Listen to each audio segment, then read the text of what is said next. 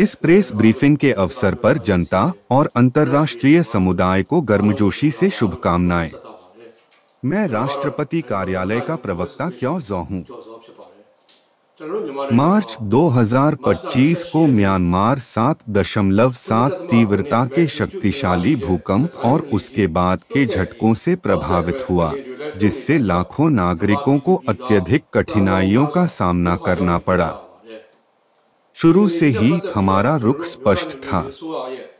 विनाशकारी सगाइन भूकंप के संदर्भ में जहां भी किसी को आवश्यकता हो, खास तौर पर अत्यंत जरूरतमंद लोगों को तुरंत और प्रभावी सहायता प्रदान करना। भूकंप के तुरंत बाद हमारी सरकार एनयूजी ने मानवतावादी सहायता और आपदा प्रतिक्रिया आयोग की आपात बैठक बुलाई। इस बैठक में प्रभावित समुदायों की सहायता के लिए $1 मिलियन की प्रारंभिक राहत निधि स्वीकृत की गई। 30 मार्च 2025 को राष्ट्रीय एकता सरकार ने भूकंप प्रभावित क्षेत्रों में सैन्य अभियानों को अस्थायी रूप से रोकने की घोषणा की। इसे मानवता का एक कार्य माना गया। हमारी प्रशासनिक और संगठनात्मक प्रणालियां वर्तमान में सीडीएन कर्मचारियों, सहयोगी संगठनों और परोपकारी समूहों के साथ मिलकर मानवीय सहायता प्रदान करने पर कार्य कर रही हैं। राष्ट्रीय एकता सरकार एनयूजी ने अब तक भूकंप से प्रभावित लोगों को सगाइन, मंडले, नेपिडा, बागो क्षेत्रों और दक्षिणी शान राज्य में 5.6 अरब क्यात लगभग $1.3 मिलियन की सहायता प्रदान की है। राहत प्रयास जारी हैं ताकि निरंतर सहायता सुनिश्चित की जा सके। इसके अतिरिक्त राष्ट्रीय एकता सरकार एनयूजी ने भूकंप के कारण देश पर पड़े आर्थिक और सामाजिक प्रभावों को कम करने के लिए म्यांमार भूकंप पुनर्प्राप्ति और पुनर्निर्माण योजना MERRP विकसित की है। भूकंप से संबंधित श्रेणी को एनयूजी वेबसाइट www.nugmynmar.org/ERTHQUAK-EMARGNCY पर वास्तविक समय में अपडेट किया जा रहा है। इसी समय सैन्य परिषद न केवल भूकंप से प्रभावित लोगों की सहायता करने में विफल रही, बल्कि अंतर्राष्ट्रीय और स्थानीय मानवीय संगठनों की सहायता को भी बाधित किया। मानवतावादी सहायता में जानबूझकर बाधा डालने और उसे सीमित करने के सबूत भी मौजूद हैं। इसके अतिरिक्त पूर्ववर्ती नागरिक सरकार के तहत तैयार किए गए प्राकृतिक आपदा राहत कोष का दुरुपयोग करते हुए इसे सैन्य शासन द्वारा निजी व्यवसायों को ऋण के रूप में दिया गया है। वर्तमान भूकंप संकट के दौरान प्रभावित आबादी के लिए निर्धारित अंतर्राष्ट्रीय सहायता सामग्रियां वितरित नहीं की गई हैं। इसके बजाय उन्हें नेपिडा में जमा किया जा रहा है, जैसा कि विभिन्न फोटोग्राफिक रिकॉर्ड में दर्ज किया गया है। उदाहरण के लिए ACAN आहा सेंटर से राहत सामग्री जनता तक पहुंचने के बजाय खुले में पड़ी हुई है। मंडले में गरीब निवासियों को बिना किसी समर्थन के छोड़ दिया गया है और वे बिना आश्रय के संघर्ष कर रहे हैं। उनकी दयनीय जीवन स्थितियों को दर्शाने वाली तस्वीरें भी उपलब्ध हैं। भ्रष्टाचार और शोषण के कारण कुछ राहत सामग्री और खाद्य आपूर्ति बाजारों में दिखाई दी है, बजाय इसके कि उन्हें जरूरतमंदों तक पहुंचाया जाए। पिछले वर्षों में अंतर्राष्ट्रीय राहत सामग्री के दान को उन सैन्य ठिकानों में पाया गया है जो जातीय क्रांतिकारी समूहों द्वारा कब्जा कर लिए गए थे। बिम्स्टेक बैठक में भाग लेने से पहले सैन्य जुंटा के नेता मिन आंग ह्लाइंग ने एक सकारात्मक छवि प्रस्तुत करने की कोशिश करते हुए संघर्ष विराम की घोषणा की। हालांकि उसी अवधि में निहत्थे नागरिकों पर बार-बार हवाई हमले किए गए और भूकंप से प्रभावित लोगों के खिलाफ क्रूर कृत्य किए गए। मानवाधिकार मंत्रालय के निगरानी रिकॉर्ड के अनुसार 28 मार्च जब भूकंप आया से 23 अप्रैल के बीच सैन्य परिषद ने देश भर में 196 हवाई हमले और 64 तोपखाने हमले किए। इनमें भूकंप प्रभावित क्षेत्रों को भी शामिल किया गया।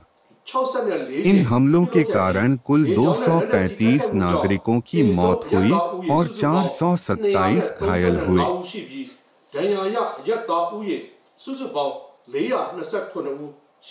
हम अंतर्राष्ट्रीय समुदाय, क्षेत्रीय संगठनों और पड़ोसी देशों से आग्रह करते हैं कि वे सैन्य परिषद द्वारा प्राकृतिक आपदाओं के दुरुपयोग की बारीकी से निगरानी करें और उसका समाधान करें।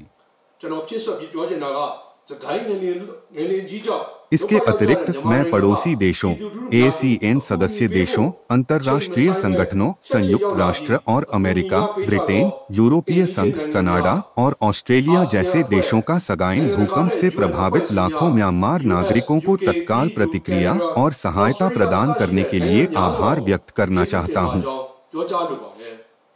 ASEAN संगठन आहा केंद्र के माध्यम से सहायता प्रदान करना जारी रख रहा है। वर्तमान में ASEAN की घूर्णन अध्यक्षता संभाल रहे मलेशिया के प्रधानमंत्री ने सैन्य जुंटा के नेता मिन आंग ह्लाइन से भूकंप प्रभावित लोगों की मदद के लिए किए जा रहे मानवीय प्रयासों को बाधित न करने का आग्रह किया है। अप्रैल 2025 को मलेशिया के प्रधानमंत्री, जो ASEAN के अध्यक्ष के रूप में कार्यरत हैं, ने राष्ट्रीय एकता सरकार NUG के प्रधानमंत्री के साथ एक आधिकारिक बैठक की। यह 4 वर्षों की क्रांति के दौरान ASEAN अध्यक्ष और NUG के संघ प्रधानमंत्री के बीच पहली आधिकारिक बैठक थी, जिसे NUG द्वारा गर्मजोशी से स्वागत किया गया।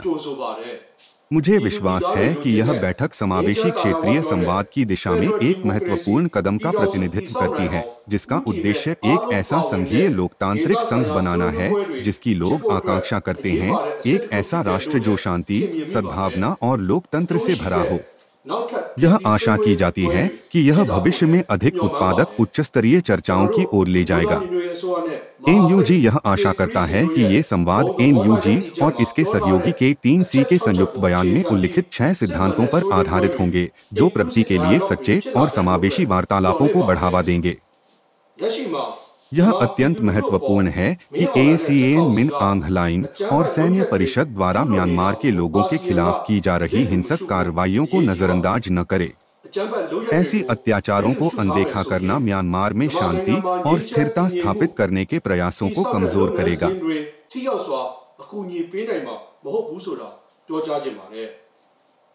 यह स्पष्ट है कि सैन्य शासन म्यांमार के संकट को हल करने का समाधान नहीं है। ASEAN को राजनीतिक समाधान की तलाश के लिए राष्ट्रीय एकता सरकार NUG और क्रांतिकारी समूहों के साथ आधिकारिक रूप से संलग्न होना चाहिए। यही दृष्टिकोण म्यांमार में स्थायी शांति और स्थिरता प्राप्त करने का एकमात्र मार्ग है।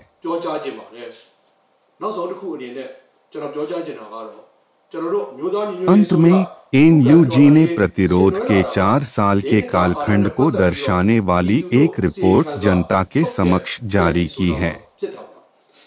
इस रिपोर्ट में हमने जनता के क्रांतिकारी आंदोलन का मार्गदर्शन करने वाले 6 रणनीतिक दृष्टिकोणों का विवरण दिया है, जो राजनीतिक, कूटनीतिक, सैन्य, प्रशासनिक, वित्तीय और जनसंपर्क विधियों को कवर करते हैं।